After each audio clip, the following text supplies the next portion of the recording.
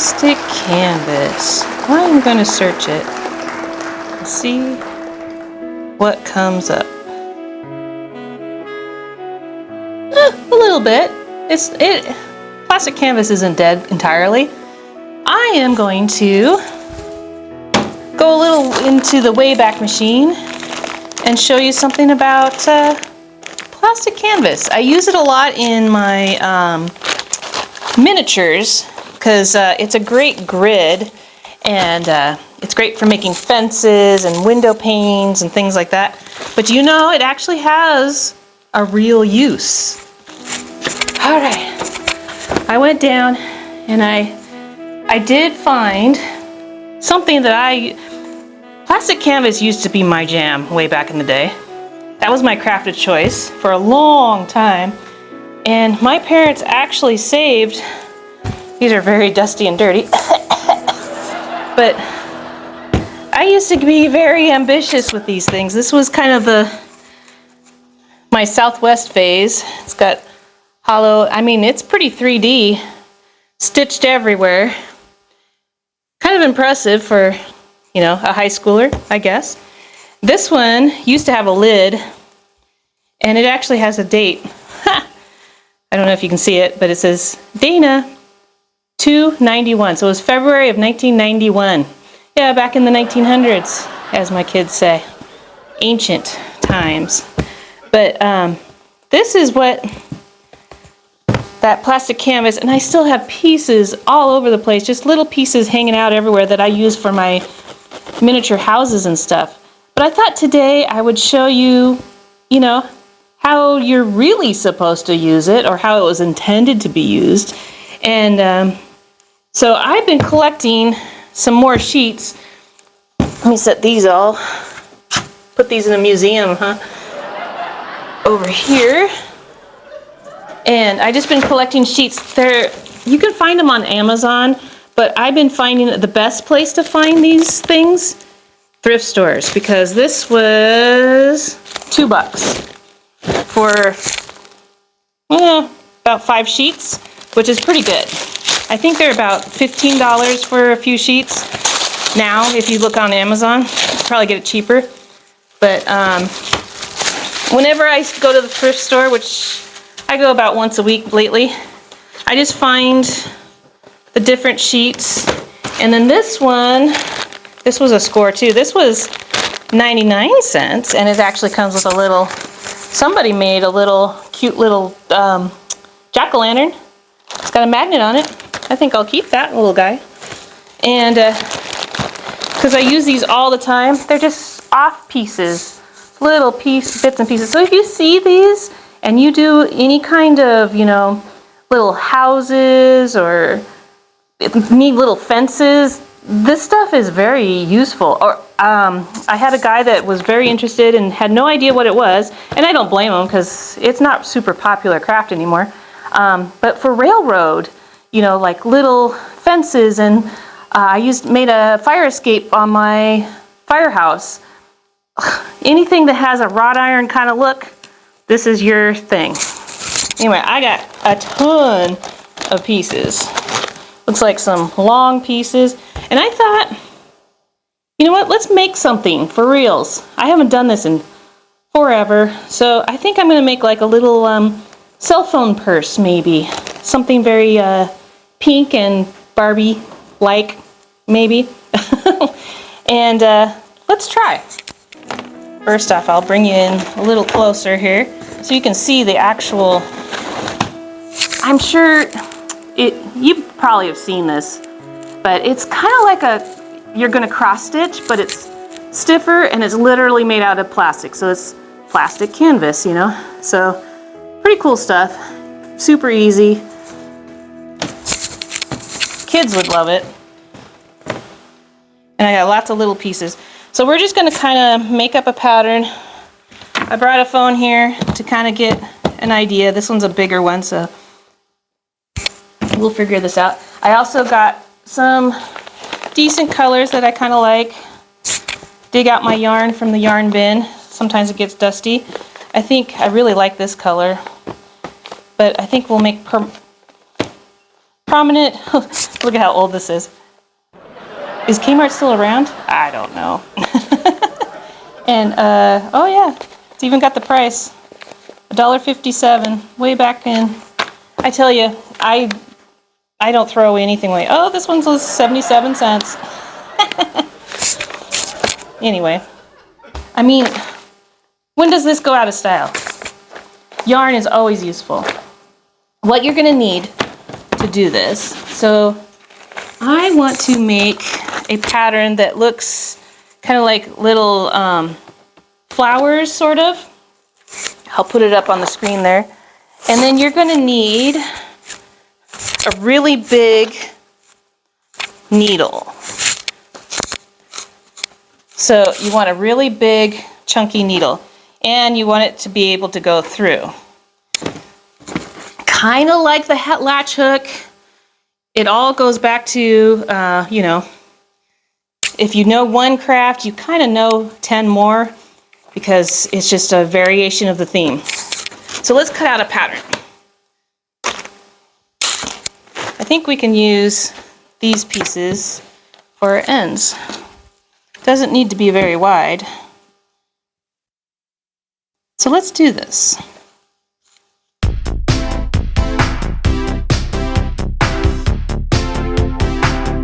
A little bigger, but that's fine.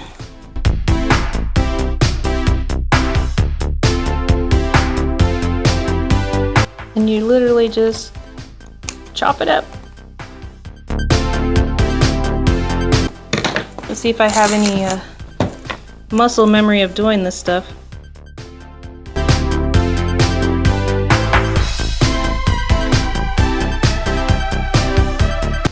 My little pattern is about a 3x3 square. That's why I'm making it within that perimeter.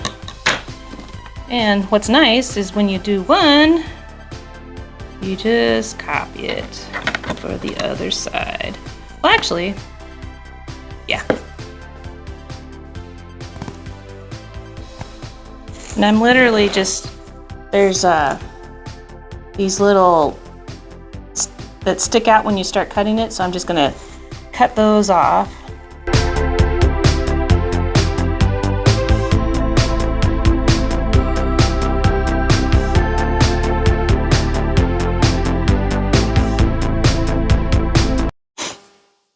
A little bit too wide, but what I want to do is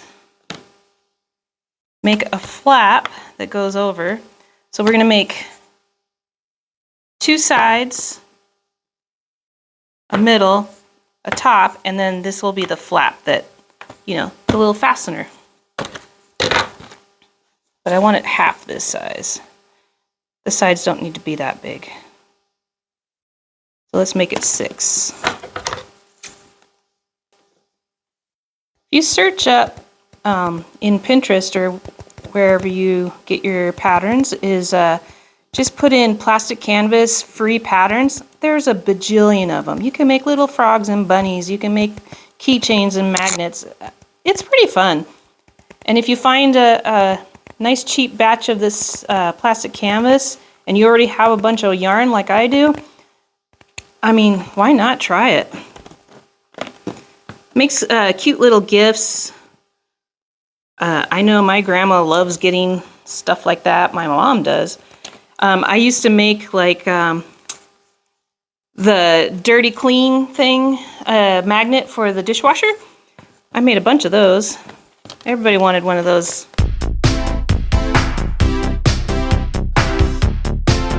And it's super easy to get these nice and even. Save all your little pieces. That's for future projects. Okay, so we got our front, the bottom, the back, the two sides, the top, and then the little flap. So it's gonna go whoop, like that. Now, let's get to stitching. I think I'm gonna do mostly this pink color. So that'll be our flowers. You want to get a decent sized strand because you will go through this pretty fast, especially if you're going to make big stitches like I am going to do.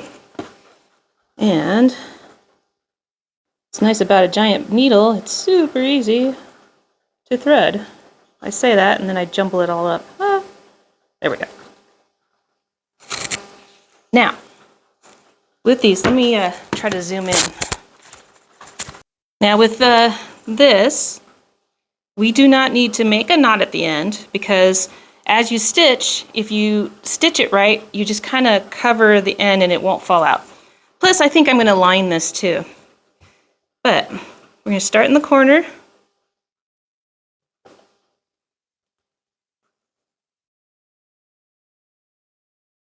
When it's super long, it starts getting a little crazy, but you can see through it. Just leave a little tail, and then as you stitch, you're going to cover that up, and that'll keep it from going away. Now I'm going to make little flowers, so I'm going to go in the middle. I could make these bigger, but we'll see. I might change my mind.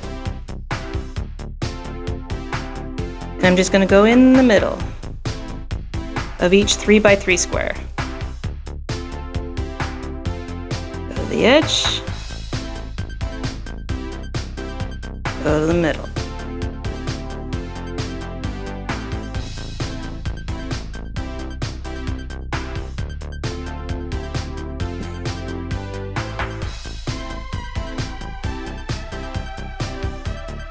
You get kind of into a little groove.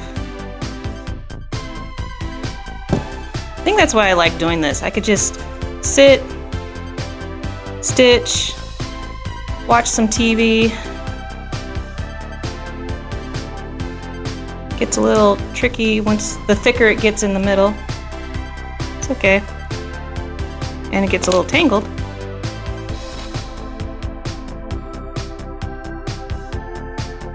Out. In. Ooh.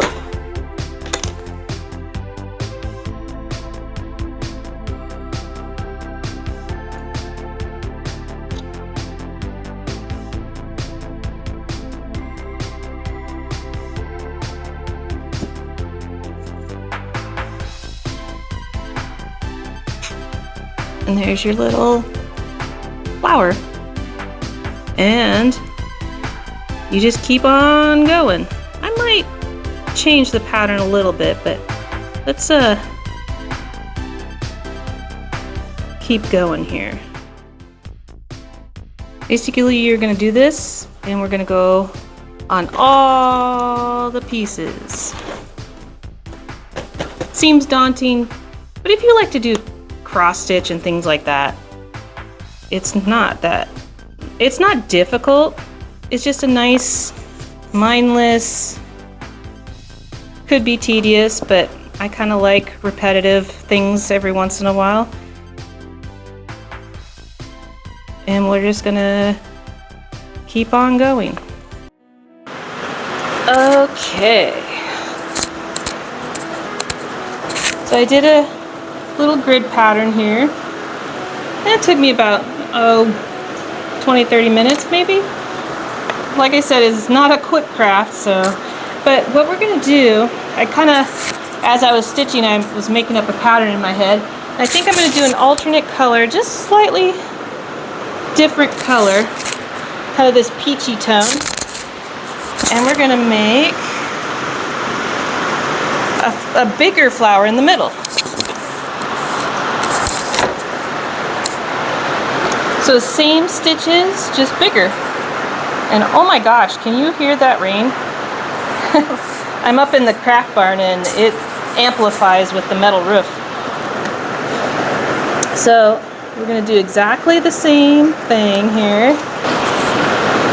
And we're gonna start on the edge. Whoop! Don't pull it all the way through like I did.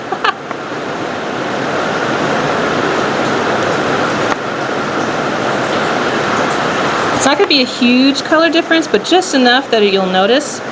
So We're gonna 1, 2, 3. 1, 2, 3. So it's gonna be 1, 2, 3. So it's gonna be right there.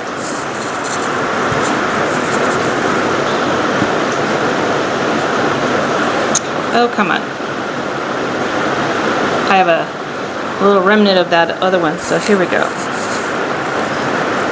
Leave a little bit of a tail of this one. I'm going to hold it with my fingers in the back so it doesn't pull all the way through like I just did.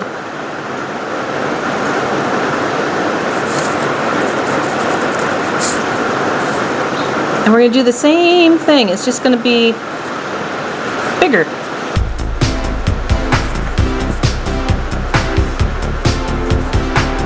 Now, when I was doing all of these little tiny ones, one thing I thought of is you were going to make, however you start, so if you start in the corner and work your way around, make sure you do the next one exactly the same. That way your pattern looks the right. Have you ever looked at like a tile floor and one's just slightly off and it's going to bug the heck out of you? Yeah, that's what's going to happen. So whatever you start with, just be consistent and do the same rotation all the way around for all of them so that they kind of have the same look. So we're going to go around, around, around. Middle, middle.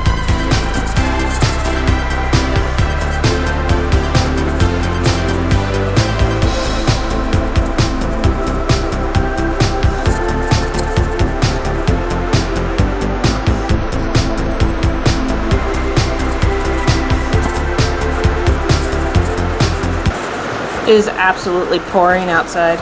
I don't know if you can hear that. I'm just glad I'm up here.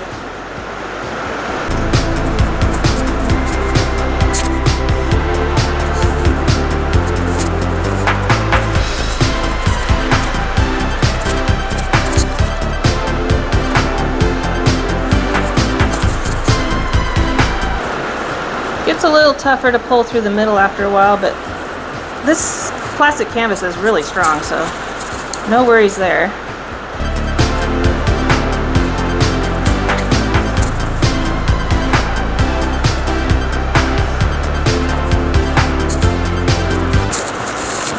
One more. And ta-da! So, if I remember, I started right there. So I'm going to do the same thing over here. Start right here. I believe I start there. Yeah. I can find it. There we go.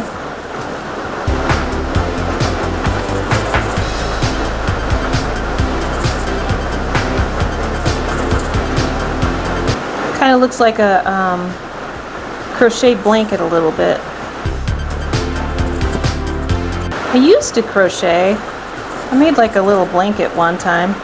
I tried a little bit of everything, except for knitting. I don't think I've knitted before. Maybe we'll look into that.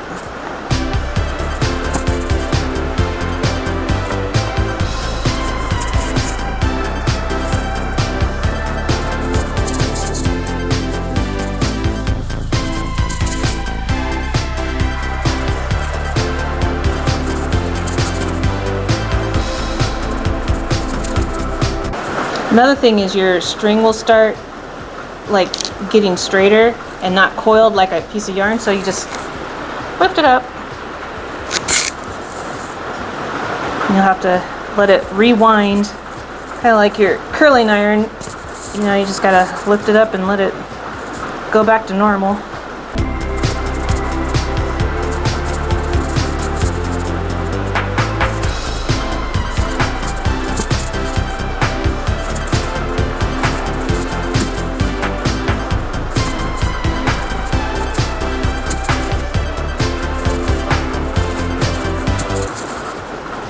One more. Ooh. Ugh. There you go. And that's going to be the pattern. We're going to do the whole entire thing. So, what I'm going to do is I'm going to go somewhere comfy cozy and get comfortable and do the whole thing, including the little pieces and all the others. So, see you in a minute.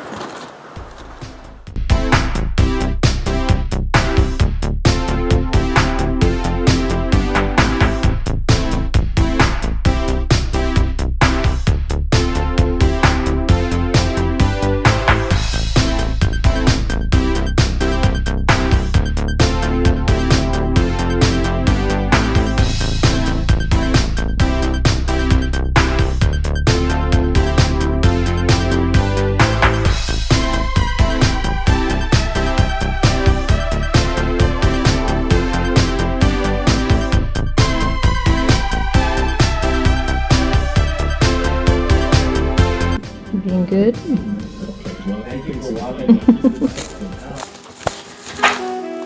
Okay.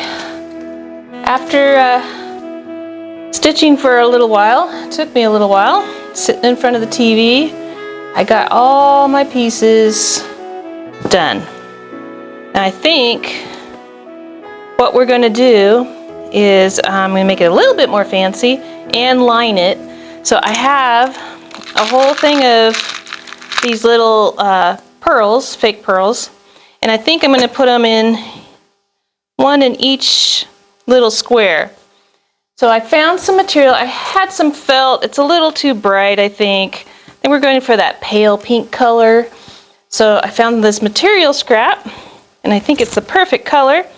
So I'm going to cut out the same size as all my pieces, and then we'll start adding the embellishments. Okay, so got all our parts and pieces. Here's my thing of beads, all different sizes. I think I'll use the littler ones, plus I have a lot of them. But first, let's cut out our material, the lining material, because you can see it's kind of, you can see through it. So anything dark will show through, and we can kind of want that pale pink color to shine. So if we put a piece of material behind it, the color looks a little better, at least in my opinion. So let's cut out some pieces.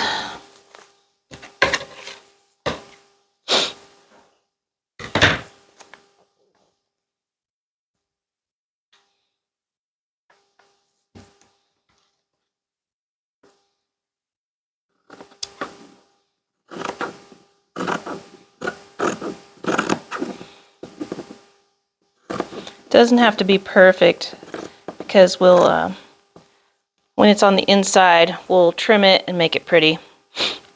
So we'll make 2 of those, because we have 2 pieces like that.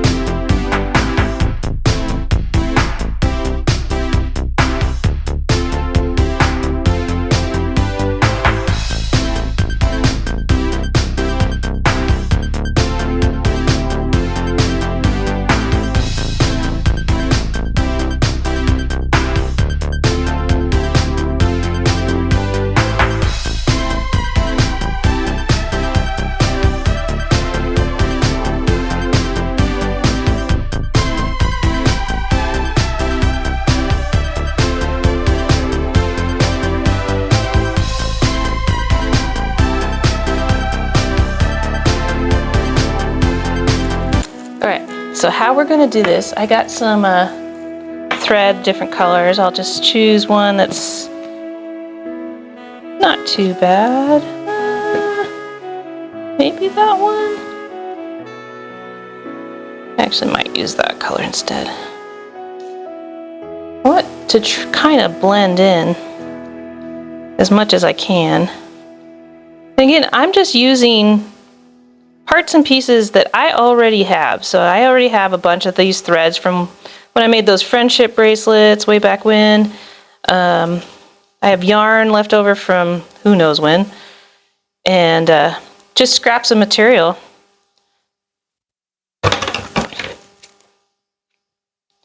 So what we're going to do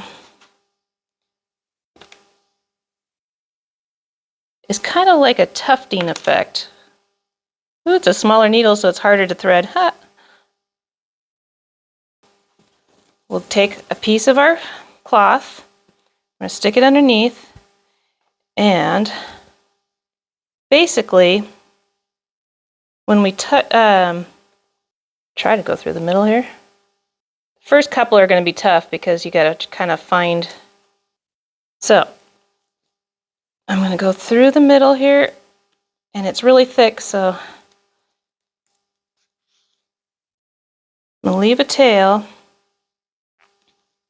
take a bead,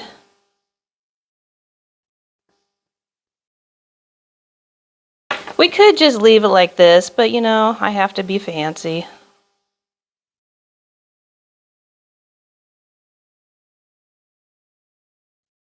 We're going to go through, and it is tough because of all that thickness of yarn. Urgh. Okay, I'm going to pull that through. Make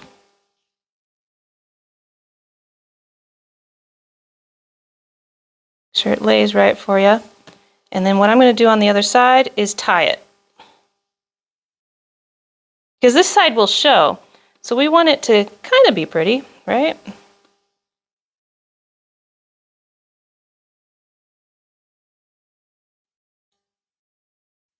Do 2 knots. And a trim. 1. And it's going to be like that. And we're going to do every single one. So let's do the other corner, because I'm going to tack this down.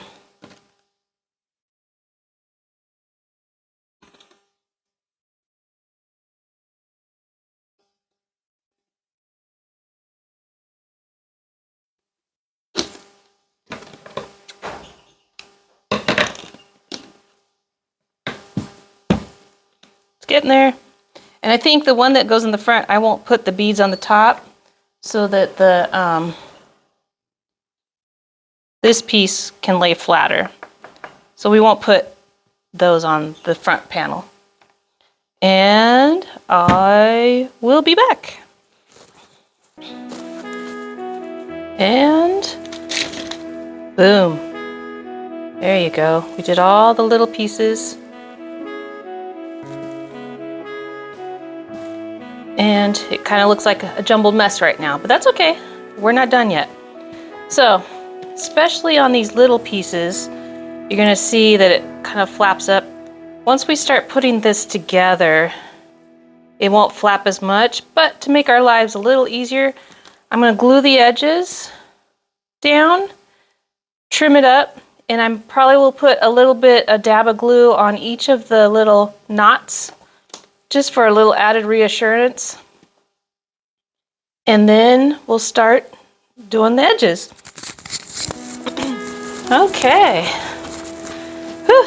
So I got all the backings. I tied all the pearls on here. This is the front, so this is where the flap's gonna be, so no pearls need to be there. So we got the front, the top, see if I can keep these straight. And then we got the very top, very bottom, the back. I like all the texture's cool. And then we made the back. And see, I did this on purpose so that it kind of looks like we did do that on purpose, but the inside will look like a little tufted lining on the inside. The 2 sides. And then all we have to do is stitch it all together, right? Well, that's the theory anyway. So, luckily it's not too much of a right side up kind of thing. We are literally just going to go here like this, and then with the squares we're just going to whip stitch it all the way around.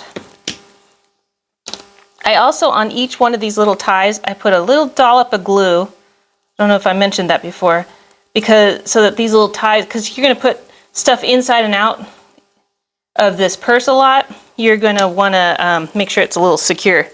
So I'm going to find my giant needle.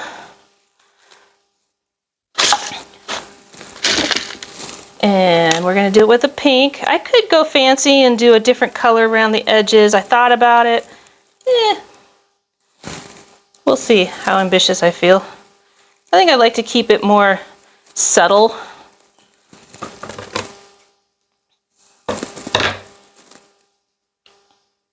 And we'll just start stitching here. It's always the first one that's a little tricky, because once you get it going, then it's gets easier. A little bit closer. I know this is a very pale color string. Not great for demonstration purposes, but it will be pretty. So let's do this one. So you just start in the corner. I mean, you got pre-drilled holes, right? Now I glued this lining down all the way around the edges, just so it wouldn't come up, and also so it'll go underneath our stitch a little easier. You just line it up. And you're going to go, so if you start at the end, you're going to go the second one in, and I'm picking up strings everywhere. And then you're going to go straight across. Once you get going, it's always the first stitches that are awkward and weird. There we go.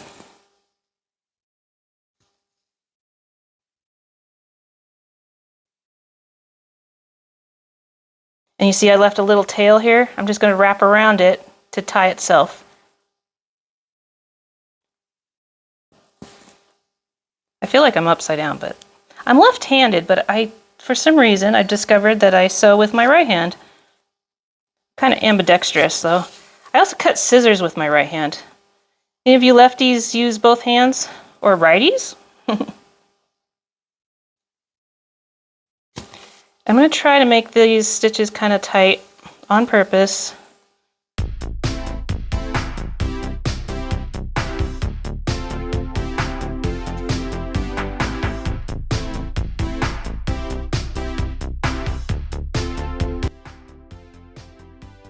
Try not to lose your place.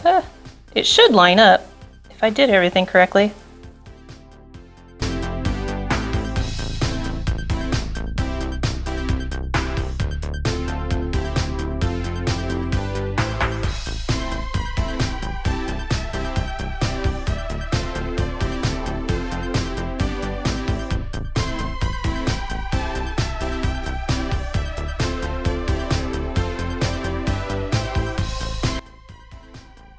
Yeah, it would be cool if, as you're doing this, you did another strand of like a thin gold string or something to combine with it. That would be pretty.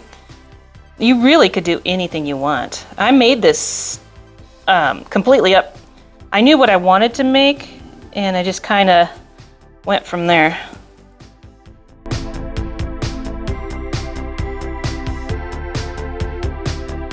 Get tangled up on something. So it's going to be kind of like that all the way around. See how it's going to be